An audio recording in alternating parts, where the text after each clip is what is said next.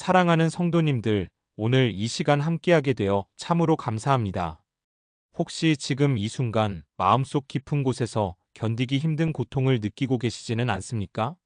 아무리 기도해도 응답이 보이지 않는 것 같고 이 터널의 끝이 어디인지 알 수 없어 막막하신 분들이 계실 것입니다.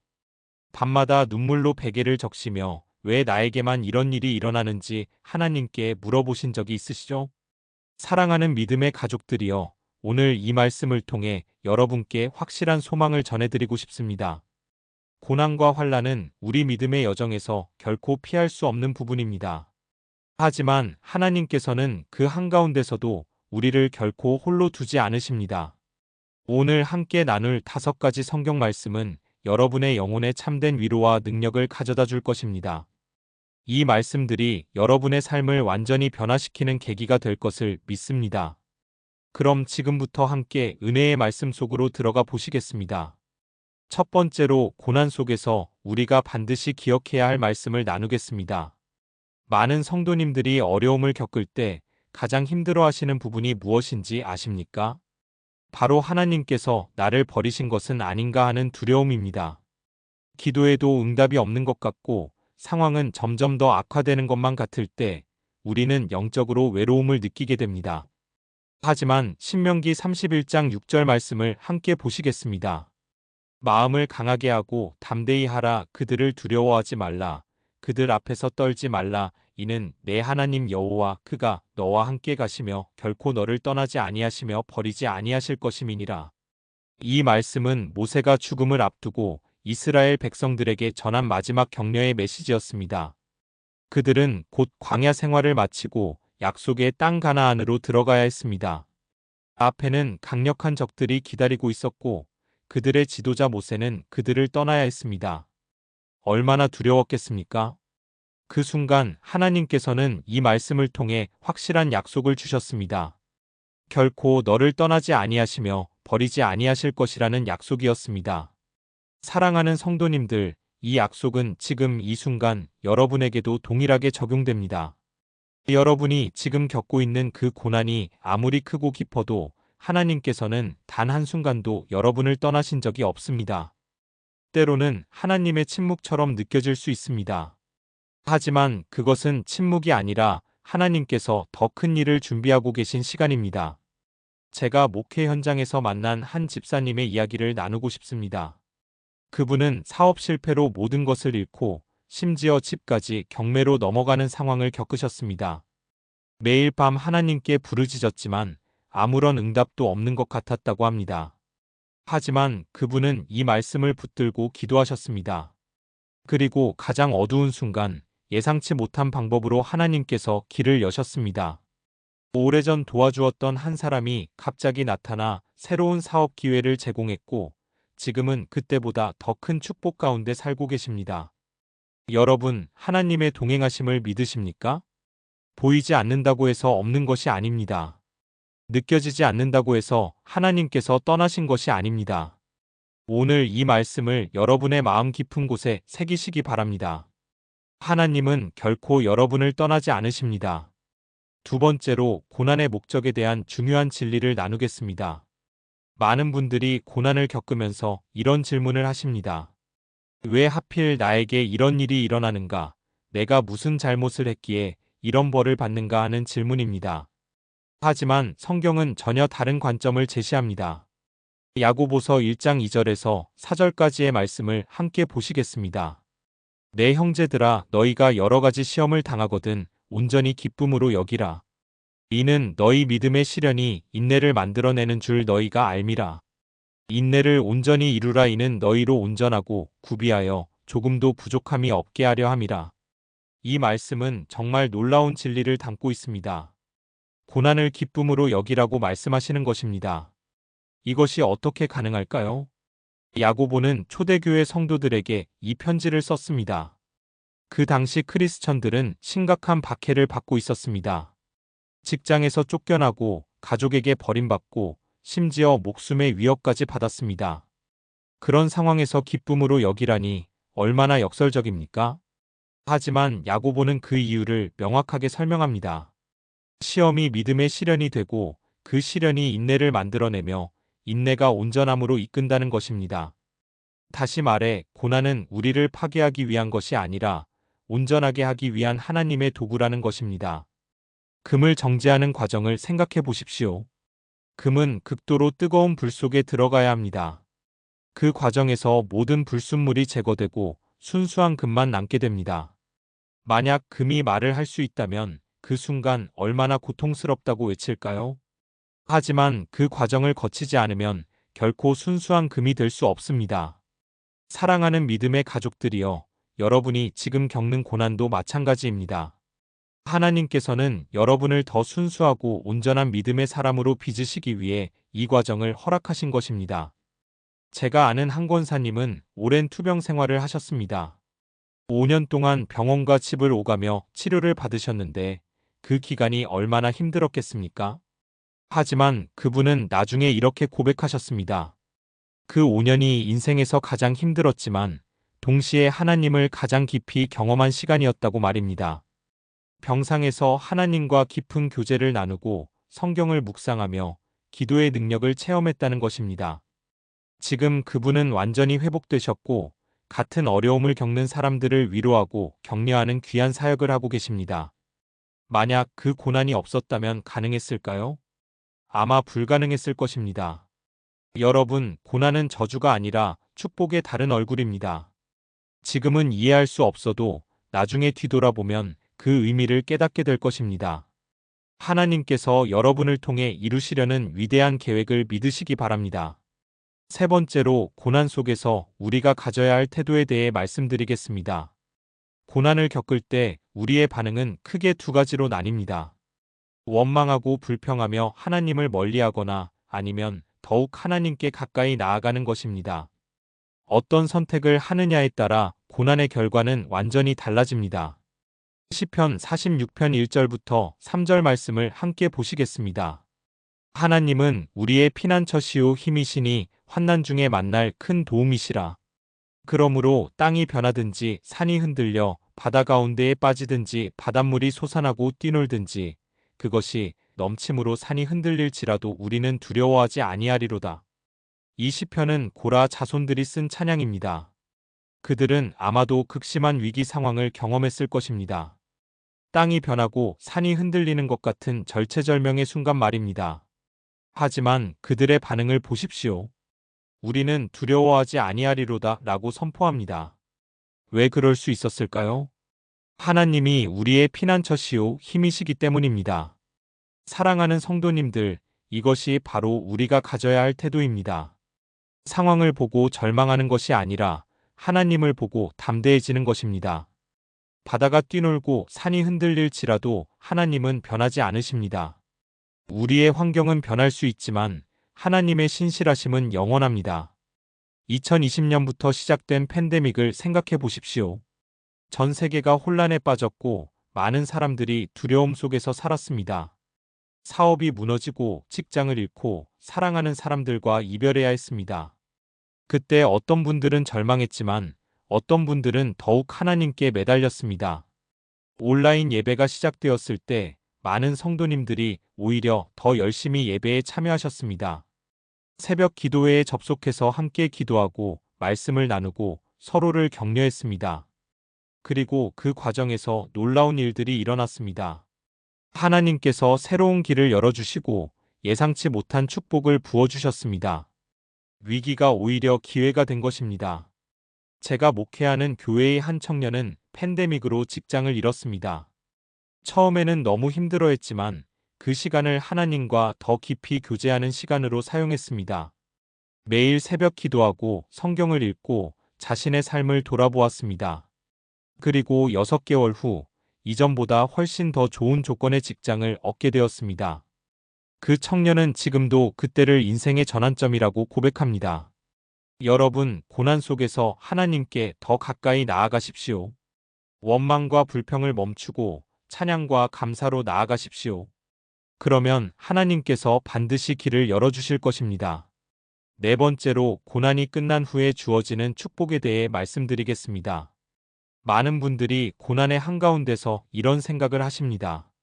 이 고통이 언제 끝날까? 과연 끝이 있기는 한 걸까 하는 생각입니다. 하지만 성경은 분명하게 말씀합니다. 모든 고난에는 끝이 있고 그 끝에는 반드시 축복이 기다리고 있다고 말입니다. 베드로전서 5장 10절 말씀을 함께 보시겠습니다. 모든 은혜의 하나님 곧 그리스도 안에서 너희를 부르사 자기의 영원한 영광에 들어가게 하신 이가 잠깐 고난을 당한 너희를 친히 온전하게 하시며 굳건하게 하시며 강하게 하시며 터를 견고하게 하시리라. 이 말씀에서 주목해야 할 단어가 있습니다. 바로 잠깐이라는 단어입니다. 베드로는 고난을 잠깐이라고 표현합니다. 고난을 겪는 당사자에게는 영원처럼 느껴질 수 있습니다. 하루하루가 너무 길고 이 터널이 끝이 없는 것처럼 보입니다. 하지만 영원의 관점에서 보면 이 고난은 정말 잠깐입니다. 그리고 더 중요한 것은 이 잠깐의 고난 후에 무엇이 오는가 하는 것입니다.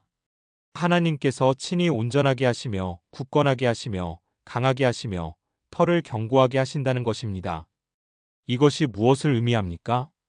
고난 이전보다 훨씬 더 강하고 성숙한 사람이 된다는 것입니다. 욥의 이야기를 생각해 보십시오. 욥은 하루아침에 모든 것을 잃었습니다. 재산도 자녀들도 건강도 모두 잃어버렸습니다. 그의 고통은 상상을 초월했습니다. 친구들은 그를 위로하기는커녕 오히려 정죄했습니다. 아내마저도 하나님을 욕하고 죽으라고 말했습니다. 하지만 욥은 끝까지 하나님을 붙들었습니다. 비록 이해할 수 없었지만 하나님을 신뢰했습니다. 그리고 그 결과가 어떠했습니까?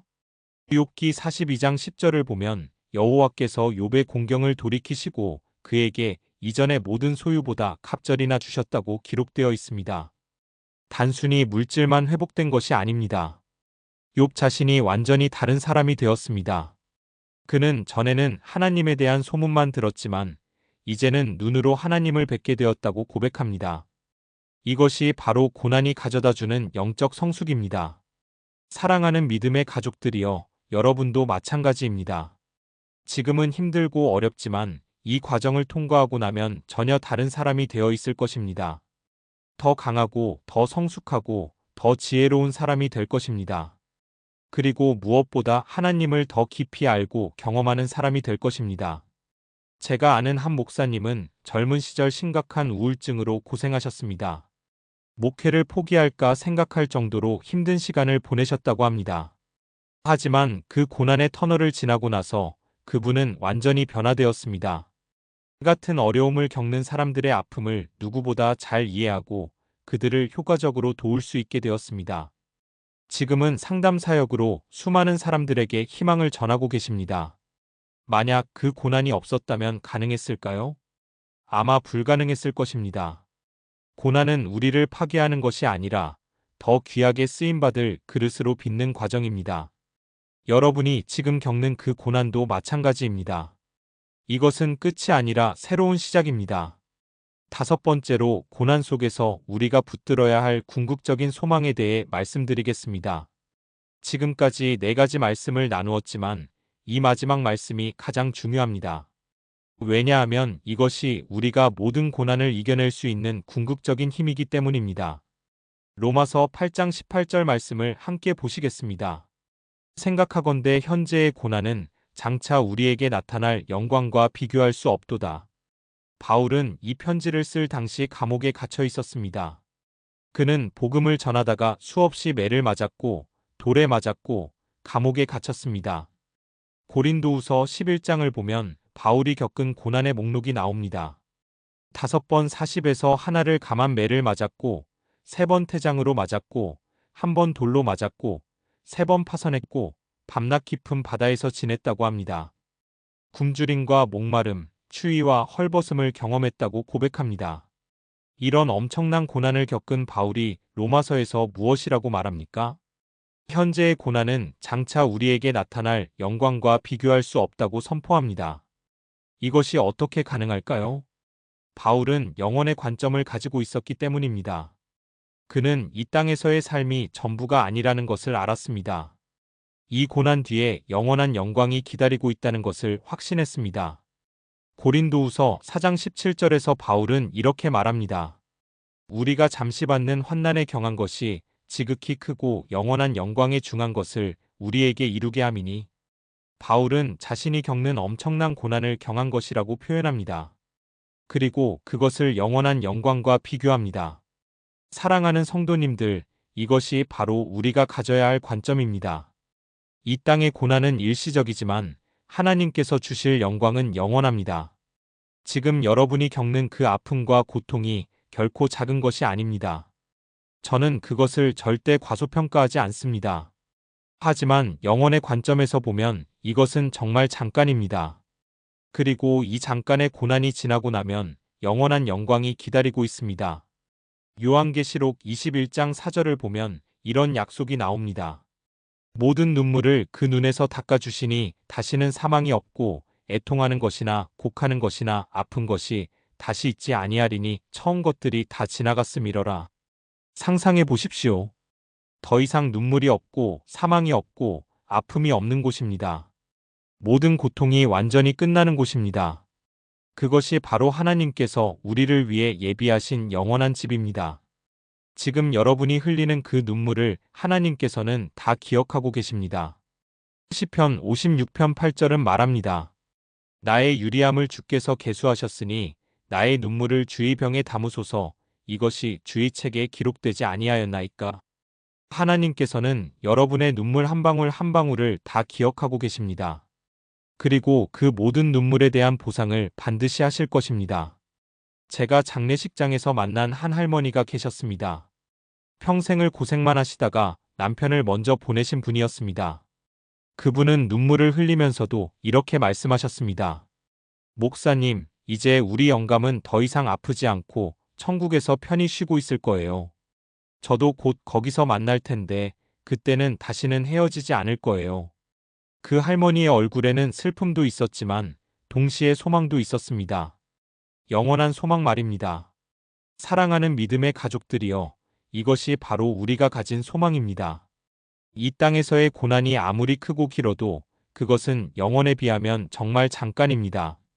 그리고 그제시도 홍계 속편집 잠깐의 고난 뒤에는 영원한 영광이 기다리고 있습니다. 이 소망을 붙들고 오늘도 한 걸음씩 나아가시기 바랍니다. 사랑하는 성도님들, 오늘 우리가 함께 나눈 5가지 말씀을 기억하십시오. 첫 번째로 하나님께서는 결코 우리를 떠나지 않으시며 버리지 않으신다는 신명기의 약속을 나누었습니다.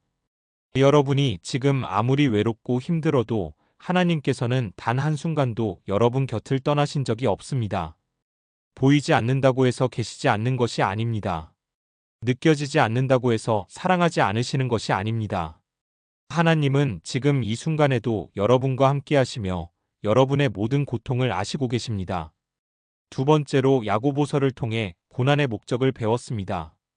고난은 우리를 파괴하기 위한 것이 아니라 온전하게 하기 위한 하나님의 도구입니다. 금을 정제하듯이 하나님께서는 우리를 더욱 순수하고 귀한 믿음의 사람으로 빚어가고 계십니다. 지금은 그 과정이 고통스럽지만 결과는 영광스러울 것입니다. 세 번째로 시편 46편을 통해 고난 속에서 가져야 할 태도를 나누었습니다. 상황을 보고 절망하지 말고 하나님을 보고 담대해지십시오. 땅이 변하고 산이 흔들릴지라도 하나님은 변하지 않으십니다. 우리의 피난처시오 힘이신 하나님께 더욱 가까이 나아가십시오. 네 번째로 베드로전서를 통해 고난 후에 오는 축복을 확인했습니다. 잠깐의 고난 후에 하나님께서는 우리를 친히 온전하게 하시며 굳건하게 하시며 강하게 하십니다. 고난 이전보다 훨씬 더 성숙하고 강한 사람이 되어 있을 것입니다. 다섯 번째로 로마서 8장을 통해 영원한 소망을 붙들었습니다. 현재의 고난은 장차 우리에게 나타날 영광과 비교할 수 없습니다. 이 땅에서의 고통은 일시적이지만 하나님께서 주실 영광은 영원합니다. 사랑하는 믿음의 가족들이여, 이 5가지 말씀을 여러분의 마음 깊은 곳에 새기시기 바랍니다. 힘들 때마다 이 말씀들을 꺼내어 묵상하십시오. 절망할 때마다 이 말씀들로 여러분의 마음을 다시 세우십시오. 여러분은 혼자가 아닙니다. 하나님께서 함께 하시고 수많은 믿음의 선배들이 이 길을 먼저 걸어갔습니다. 히브리서 12장 1절은 말합니다. 이러므로 우리에게 구름같이 둘러싼 허다한 증인들이 있으니 모든 무거운 것과 얽매이기 쉬운 죄를 벗어버리고 인내로써 우리 앞에 당한 경주를 하며 여러분 앞에는 수많은 믿음의 선배들이 응원하고 있습니다. 아브라함도 이 길을 걸었고 모세도 이 길을 걸었고 다윗도 이 길을 걸었습니다. 엘리야도 다니엘도 베드로도 바울도 모두 이 길을 걸었습니다. 그들 모두가 고난을 통과했고 그 고난을 통해 하나님의 영광을 나타냈습니다. 이제 여러분의 차례입니다. 여러분도 반드시 이 고난을 통과할 것이고 그 과정에서 하나님의 영광을 경험할 것입니다. 그리고 언젠가 여러분도 다른 사람들에게 이렇게 간증하게 될 것입니다. 그때는 힘들었지만 지금 돌아보니 그 모든 것이 하나님의 계획이었다고 말입니다. 오늘 이 말씀이 여러분의 마음에 위로와 힘이 되었기를 바랍니다. 여러분이 지금 겪고 있는 그 고난이 결코 헛되지 않을 것입니다. 하나님께서는 여러분의 고통을 통해 놀라운 일을 행하실 것입니다. 그러니 포기하지 마십시오. 조금만 더 참고 견디십시오. 새벽이 가장 어두운 법입니다. 여러분의 새벽이 곧 밝아올 것입니다. 하나님의 구원이 임할 것입니다. 하나님의 회복이 시작될 것입니다. 하나님의 축복이 넘칠 것입니다. 이것을 믿고 고백하시기 바랍니다. 입술로 선포하시기 바랍니다. 나는 이 고난을 반드시 이겨낼 것이다.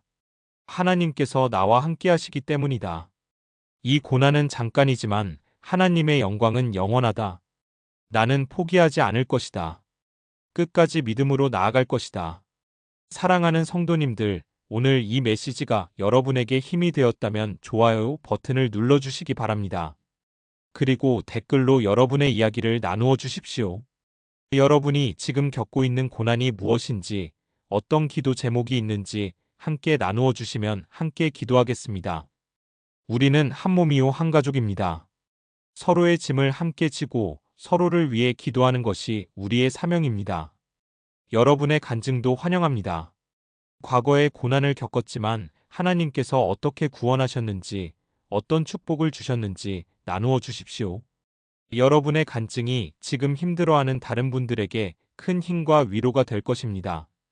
그리고 이 영상을 구독하시고 알림 설정을 해주시면 새로운 말씀이 올라올 때마다 가장 먼저 받아보실 수 있습니다.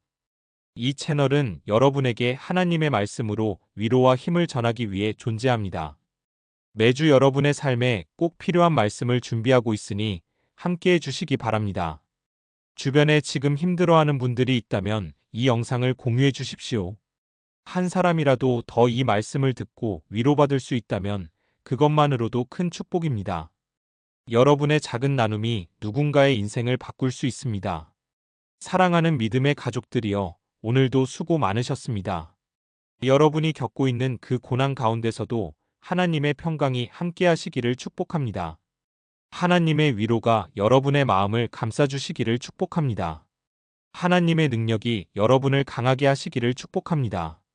그리고 머지않아 하나님께서 여러분의 고난을 기쁨으로 바꾸어 주실 것을 믿습니다. 여러분의 눈물을 웃음으로 바꾸어 주실 것을 믿습니다. 여러분의 슬픔을 찬양으로 바꾸어 주실 것을 믿습니다. 하나님의 은혜가 여러분과 함께 하시기를 기도합니다. 아멘.